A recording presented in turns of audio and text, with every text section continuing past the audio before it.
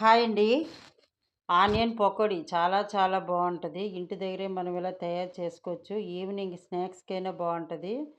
లేదంటే సాంబార్ వేసి కూడా ఇలా తీసుకొని తినొచ్చు. చాలా చాలా టేస్ట్గా ఉంటుంది. పకోడీ చేసుకొని మీరు ఒక్కసారి ఇలా చూసి నేను చేసినట్టు మీకు చెప్పే ట్రిప్పులు బట్టి మీరు చూసి ట్రై చేయండి. చాలా టేస్ట్గా ఉంటుంది. ఇలా చూసారా, ఇందులో ఎక్కువ వరిపిండి అవసరం లేదు. అలానే ఎక్కువ శనగపిండి కూడా ఎక్కువ అవసరం లేదు. ఉల్లిపాయలు ఎక్కువ ఉంటే మనకి ఆనియన్కి చాలా చాలా బాగుంటుంది. గట్టి పకోడీ అంటారు. స్పైసీగా ఉంటుంది. చాలా టేస్ట్గా ఉంటుంది. మెత్తగా ఉండదు. చూపుకి అలాగ ఉల్లిపాయలా కనిపించిన టేస్ట్ మాత్రం చాలా చాలా బాగుందండి. మీరు ఈ పకోడీకి ఎంత బాగుంటుంది అంటే అంత బాగుంటుంది. మనం పప్పు వండేటప్పుడు కూడా ఇలా పకోడీ తయారు చేసుకొని తింటే ఇంకా చాలా బాగుంటుంది. ఈవినింగ్ స్నాక్స్కైనా చాలా టేస్ట్గా ఉంటుంది. ఎప్పుడైనా ఇలా ఒక్కసారైనా చూసి ట్రై చేశారా లేదనేది మీరు ఒక్కసారి ట్రై చేయండి. ముందు 3 ఉల్లిపాయలు తీసుకొని ఇలాగా కట్ చేసుకోవాలి. కట్ చేసుకొని లైట్గా ఇలాగ చెయ్యితోటి ప్రెస్ చేస్తూ ఉండాలి. ఇలా చేస్తే కొంచెం వాటర్ వస్తుంది. ఎంత బాగా మన చేయితో ప్రెస్ చేస్తే అంత బాగా వస్తుంది. ఉల్లిపాయలో ఉన్న వాటర్ అంతా దిగాలి. అలా దిగితే టేస్ట్ చాలా బాగుంటుంది. డిఫరెంట్గా ఉంటుంది. మనకి ఇందులో కొంచెం వాటర్ కూడా ఎక్కువ పడదు. మనం తినేటప్పుడు కూడా టేస్ట్ బాగా వస్తుంది. ఇప్పుడు చూసారా, లైట్గా వాటర్ వచ్చింది. ఇప్పుడు ఒక 3/4 కప్పు వరకు శనగపిండి వేసుకోవాలి. ఒక హాఫ్ స్పూను వాము వేసుకొని నలుపుకొని ఇలా వేసుకోవాలి. వాము ఒక హాఫ్ స్పూను జీలకర్ర కూడా ఇలా నలుపుకొని ఇది జీలకర్ర కూడా ఇలా లైట్గా వేసుకోవాలి. ఒక స్పూను కారం వేసుకోవాలి. మీకు స్పైసీగా కావాలంటే కొంచెం కారం ఎక్కువ వేసుకోండి. నేనైతే ఇలా ఒక స్పూన్ వేసుకున్నాను. రుచికి తగినంత సాల్ట్ చూసుకొని వేసుకోండి. కొంచెం ఒక పావు స్పూన్ ధనియాలు కూడా వేసుకుంటే డిఫరెంట్ టేస్ట్ వస్తుంది.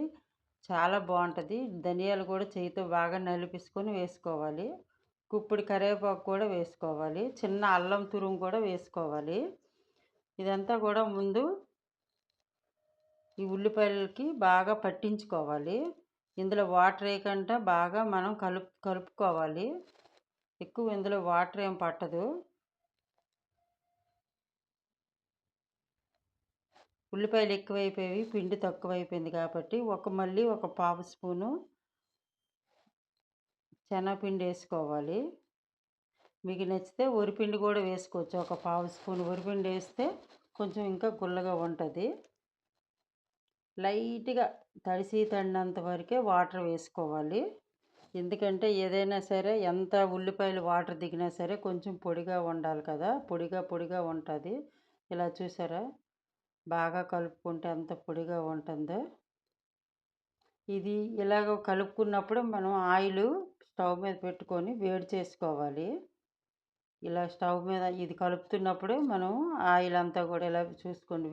ఇప్పుడు వేడి అయిపోయింది. ఇప్పుడు కొంచెం కొంచెం పకోడీలాగా వేసుకోవాలి.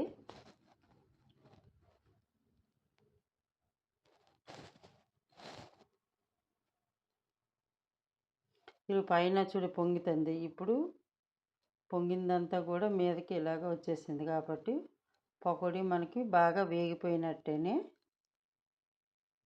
ఉల్లిపాయలు అలా కనిపిస్తాయి కానీ మనకి పకోడీ బాగా వేగిపోయింది.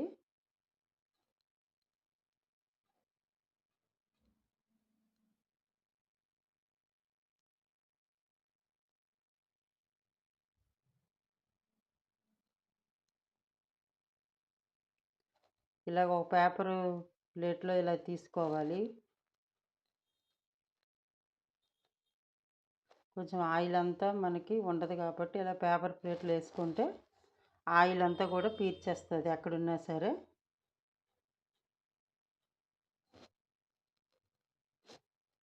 మళ్ళీ పకోడీ వేసుకోవాలి. ఇలాగా చాలా స్పైసీగా ఉంటుందండి. సాంబార్లోని ఇలా వేసుకొని తింటే చాలా చాలా టేస్ట్గా ఉంటుంది. ఈవినింగ్ స్నాక్స్కైనా చాలా బాగుంటుంది. చాలా టేస్ట్గా ఉంటుంది. ఇంటి దగ్గర మనం వేసుకున్న పకోడీ మార్కెట్లో కంటున్నాం. సింపుల్ ఐటమ్స్, ఎక్కువేం ఐటమ్స్ కూడా లేవు. సింపుల్గా అయిపోతుంది. మీకు చాలా బాగుంటుంది. చూసారా పైకి ఇలాగ తేలిపోయేవి అంటే ఇప్పుడు ఉల్లిపాయలన్నీ కూడా బాగా వేగిపోయినట్టు. అలా తెల్లగా కనిపించినా సరే ఉల్లిపాయలు వేగిపోయినట్టే.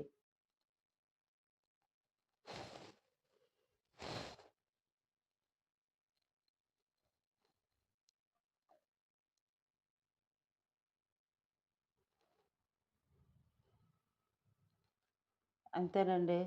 అయిపోయింది. ఈవినింగ్ స్నాక్స్‌కైనా, మార్నింగ్ అయినా అన్నంలోకి గానీ చాలా చాలా టేస్ట్‌గా ఉంటది. ఇది మీకు నచ్చితే నా ఛానల్ షేర్ చేయండి. నాకు ఒక లైక్ కూడా కొట్టండి. చాలా టేస్ట్‌గా ఉంటది. గుల్లగా ఉంటాది.